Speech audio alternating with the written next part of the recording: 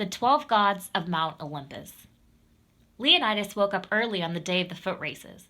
Still lying in bed, he could hear his father, Cyrus, outside tending the horses. He's probably feeding them, Leonidas thought to himself, and then we'll harness them to the cart and make our way to Olympia. Olympia was the site of the day's foot races in honor of Zeus, the leader of all the Greek gods and goddesses. Leonidas and his father would take their pottery to sell to the people at the races, and when they had sold all they could, they would watch the races.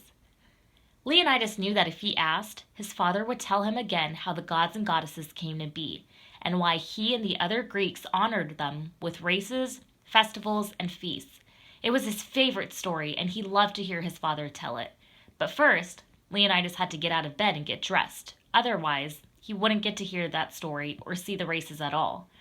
After breakfast, he went outside to help his father, Cyrus, who had just finished harnessing the first of their 2 horses to the cart. "Good morning, father," Leonidas said. "Good morning, son. We're almost ready to go. Will you help me harness this last horse?" Leonidas nodded, and together, as the sun burnt away the morning fog, father and son harnessed the second horse. Once they double-checked that the horses were securely fastened to the cart, Leonidas and Cyrus finished storing their pottery safely in the cart. Then, taking their seats on a wooden plank at the front of the cart, they started their journey to Olympia. After they traveled some miles down the road, Leonidas asked, "Father, will you tell me again the story of the gods and goddesses?" "Of course, son. As you know, we're going to Olympia for the foot races held in honor of Zeus. Olympia is the home of an important sanctuary devoted to Zeus. Olympia is where we honor Zeus and the other Olympian gods and goddesses. The 12 gods of Mount Olympus are the most powerful of all of the many gods, and Zeus is their leader. Of course, Mount Olympus is actually far away, but this is a beautiful valley, beloved to them all, and perfect for the games." Their cart went over a bump, and Cyrus turned around to check their wares briefly before continuing the story. "These gods and goddesses can sometimes be just like people. They can feel happy or sad, jealous and angry, or generous and loving.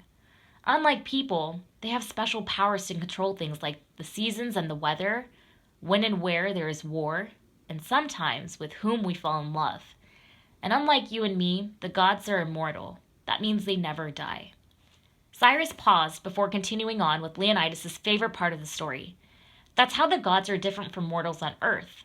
But do you know how to tell them apart from one another?"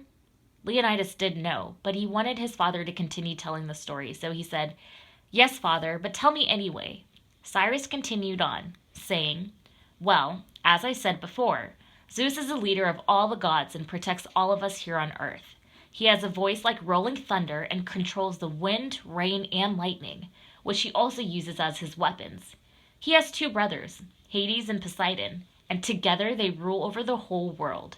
While Zeus controls the heavens, Poseidon controls the sea and rules over it with a trident. When he strikes the ground with his trident, the earth shakes, and when he strikes the seas with it, the waves rise up as tall as a mountain. Zeus and Poseidon are 2 of the 12 gods who live on Mount Olympus and have thrones there." Leonidas and his father came to a fork in the road and turned left. They could now see other carts ahead of them in the distance, other vendors looking to sell their wares at the foot races in Olympia. "And what about Hades, Zeus's older brother?" Leonidas asked. "While Zeus rules the heavens and Poseidon rules the seas, Hades rules the underworld, or the land of the dead. Hades has a helmet that makes him invisible, so that no one, friend or foe, can see him coming. Hades' throne is in the underworld, where he lives," Cyrus said. "He sounds scary," Leonidas shivered. "Who else lives on Mount Olympus?" "Well," Cyrus said, "Zeus also has a sister who has a throne on Mount Olympus. Demeter is the goddess of the harvest and grain. She looks after all of the fields and crops on Earth. Zeus's wife, Hera, also lives on Mount Olympus. She is the queen of the gods and goddesses and is the goddess of women's lives." How many is that?" Cyrus turned and asked his son. Counting on his fingers, Leonidas said, "Zeus, Poseidon, Demeter, and Hera. Just 4. Who are the other gods and goddesses who live on Mount Olympus?" "Well, there's Hephaestus, god of fire and the blacksmith of gods. Aphrodite, goddess of love.